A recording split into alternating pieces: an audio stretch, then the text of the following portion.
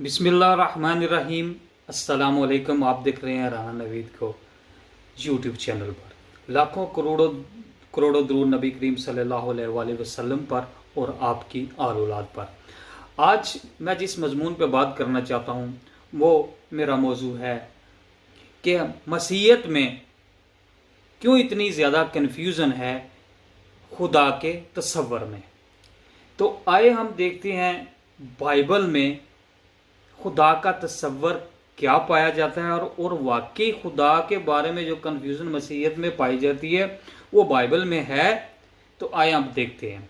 सबसे पहले मैं आपको बताता चलूँ कि जो बाइबल है, जो मेरे पास ये भी बाइबल पड़ी हुई है, तो ये 66 किताबों पर मुश्तमिल बाइबल है। ठीक है, तो इसमें मैं खतूत में से नहीं हवाला जात दूंगा और ना ही मैं जो किताबें ख्यालात पर मुसन्निफ़ों ने लिखी, जैसा कि बहुत सारी किताबों के बाइबल में मुसन्निफ़ मौजूद भी नहीं है, तो लिहाजा इसलिए मैं इसको 4 अनाजील से लूँगा जो लूका, जॉन, मती और मरकज़ हैं। तो मैं कोशिश करूँगा कि अपने हवाले को सिर्फ इसी सिमत और इसी दायरे में रखूँ। तो सबसे पहले मैं आपको बताता चलूँ अपने मसीह भाइयों को कि खुदा के तसव्वुर को जो हमारी मसीहत ने बयान किया है उसमें बहुत ज़्यादा उन्होंने आप लोगों को उलझा दिया है। अल्लाह के बाइबल में ऐसा कहीं भी मौजूद नहीं है कि मसीह अलैहिस्सलाम ने अपनी ज़ात को खुदा ठहराया हो।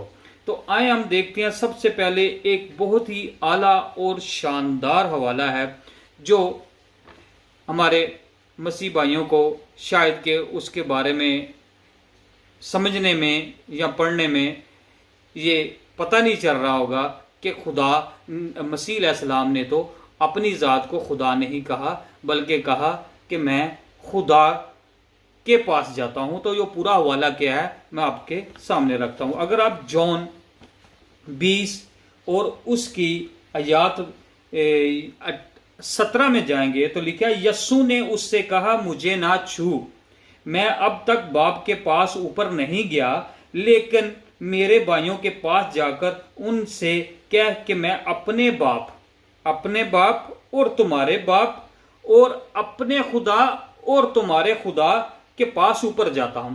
इस जगह पर वाज़िह बयान मसीह अलैहिस्सलाम फरमाते हैं कि मैं अपने खुदा, अगर वो खुद खुदा होते तो उनका अपना खुदा कोई ना होता।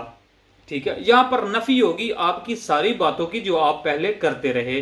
फिर यहाँ पर एक और बात की भी नफी होगी। आपने लोग फरमाते हैं कि मसीह अलैहिस्सलाम जो हैं वो अल्लाह के हकीकी बेटे हैं या वो अल्लाह के इकलौते बेटे हैं। तो यहाँ पर भी उसकी नफी मसीह अलैहिस्सलाम ने खुद कर दी कि मैं अपने बाप और तुम्हारे बाप। यहाँ पे लफ्ज सीधे हैं, बिल्कुल सीधे। यहाँ पे कोई ऐसा लफ्ज नहीं है कि जिससे आप कोई और मतलब लें या कहें कि ये ऐसे है ये वैसे है, क्योंकि नचाचा वाली बात यहाँ पे नहीं है। यहाँ पे वाज़िह लफ्ज है कि मैं अपने बाप और तुम्हारे बाप के पास ऊपर जाता हूँ। तो इसी तरह हमारे बहुत सारे मसीह भाई जो हैं वो कन्फ्यूजन में डाल देते हैं एक बात पर अपने आप को। खैर मुसलमानों को या किसी और कौम को तो वो तो इस तसव्वुरात से वैसे ही दूर हैं जो तसव्वुरात मसीहत में पाए जाते हैं। तो मसीहत में सबसे बड़ी जो बात एक पाई जाती है, मैं और बाप एक है। तो हज़रत मसीह अलैहिस्सलाम ने बाइबल में ही बता दिया है कि वो ज़ातें जिनके बारे में कहा मैं और बाप एक हैं, वो पहली बात तो ये है कि वो जो बात है वो सिंपल बात है कि अल्लाह ताला और नबी में एक सिफत जो है वो यकसा होती है कि अल्लाह भी चाहता है कि मेरी दुनिया अच्छे काम करे, बुराई से बच जाए, और नबी भी वही पैगाम अल्लाह का लेके आते हैं कि वो बुराई से बच जाएं।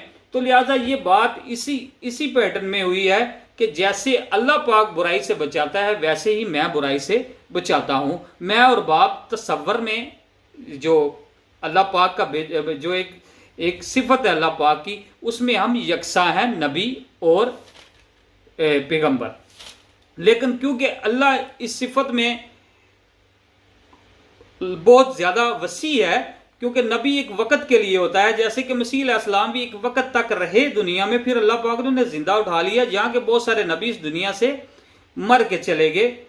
یا شہید ہو گئے، تو بہت سارے نبی جو ان کا جو پیغام ہوتا ہے وہ محدود رکھا جاتا ہے. اور جیسے کہ مسیح علیہ السلام کے لیے تو ویسے ہی آپ نے خود اپنے منہ سے جو الفاظ بتا دیے ہیں وہ اگر وہ بھی میں کوٹ کر دیتا ہوں کہ اگر آپ متی باب یاد 24 پہ جائیں گے تو آپ کو مل جائے گا اس جواب میں کہا کہ میں اسرائیل کے گھرانے کی کھوئی ہوئی بھیڑوں کے سوا کسی کے پاس نہیں بھیجا گیا. تو مسیح علیہ السلام نے خود فرما دیا کہ میں کسی اور کے پاس نہیں آیا، میں صرف اور صرف جس کے لیے بھیجا گیا ہوں وہ اسرائیلیوں کے لیے صرف بھیجا گیا ہوں، تو انہی تک وہ محدود رہے.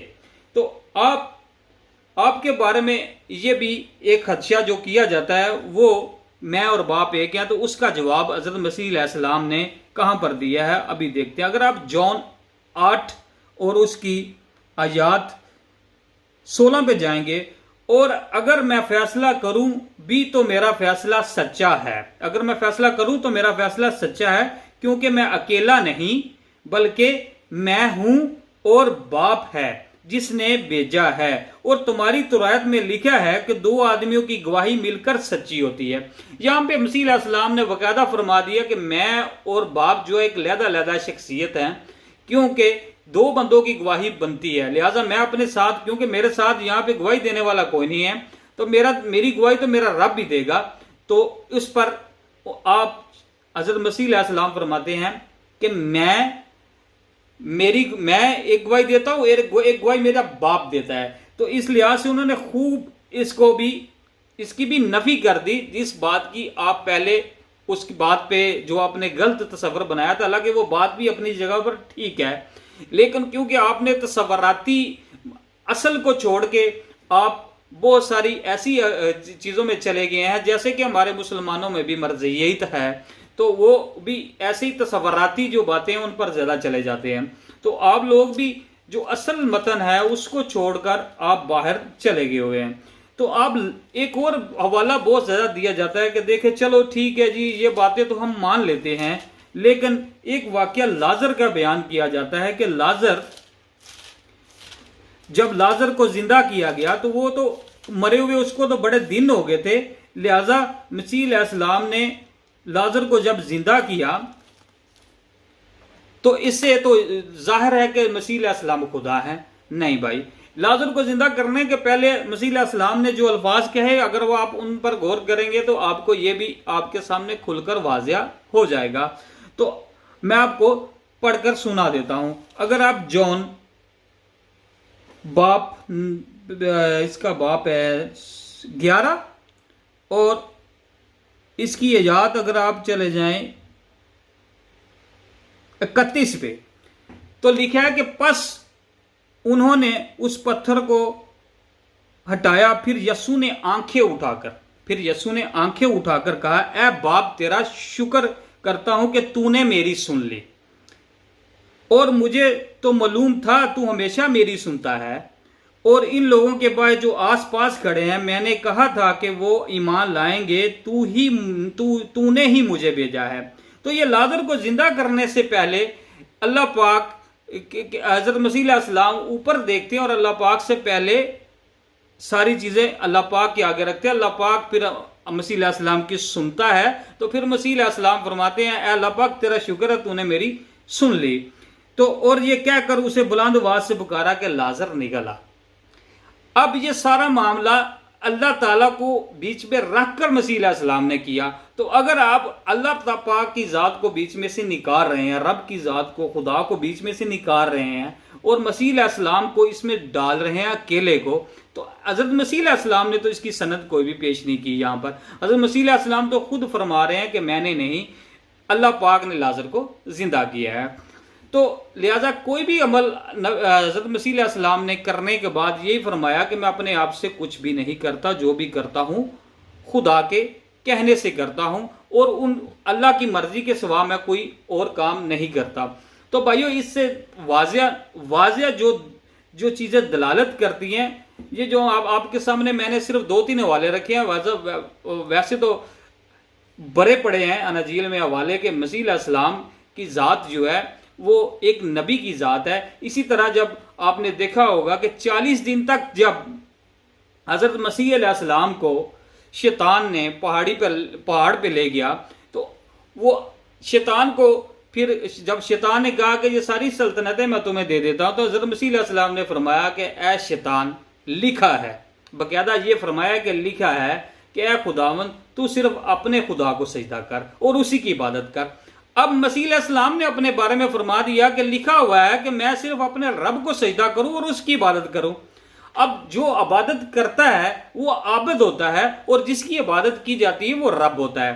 تو اس بات سے بھی ثابت ہو جاتا ہے کہ رب کی ذات کی عبادت کی جاتی ہے۔ تو لہٰذا یہ ساری باتیں جو ہیں جو مکس اپ کر کے آپ لوگوں کے ذہنوں میں ڈالی ہوئی ہیں، ان میں کوئی صداقت نہیں ہے۔ اگر آپ بائبل جو میں اناجیل کی بات کر رہا ہوں، جو اگر آپ جو اناجیل ہے اس میں بھی ہمیں پتہ ہے کہ بہت ساری جگہ پر جیسے کہ بہت ساری آیات کو ڈالا گیا ہے، لیکن چلو اگر ہم اس سے بھی حوالہ جات لیں تو ہمیں بھی یہاں پر توحید نظر آتی ہے، ٹھیک ہے۔ تو ایک مشہور واقعہ بھی ہے، ایک گورا جو مسلمان ہوا تو اس سے پوچھا گیا کہ آپ مسلمان کیوں ہوئے؟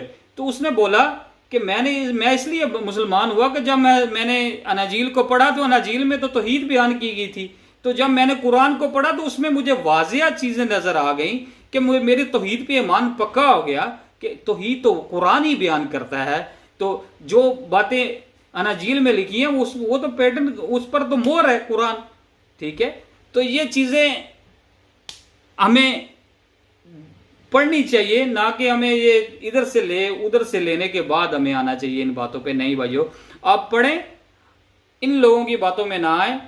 یہ واضح پیغام ہے، میں نے کوئی حوالہ قرآن پاک سے نہیں دیا آپ کو، یہ سارے حوالے آپ کی اناجیل میں موجود ہیں۔ تو آپ مجھے اجازت دیجیے، ہمارے چینل کو سبسکرائب کریں اور ہماری ہر آنے والی ویڈیو تاکہ آپ تک بخوبی پہنچ سکے، اس کو لائک بھی کریں، اس کو شیئر بھی کریں۔ اور میری تمام بھائیوں سے درخواست ہے کہ اگر ہمارے مسیح بھائی دیکھ رہے ہیں تو خود فیصلہ کریں کہ ہمیں کس سمت جانا چاہیے۔ اوکے جی، اللہ حافظ۔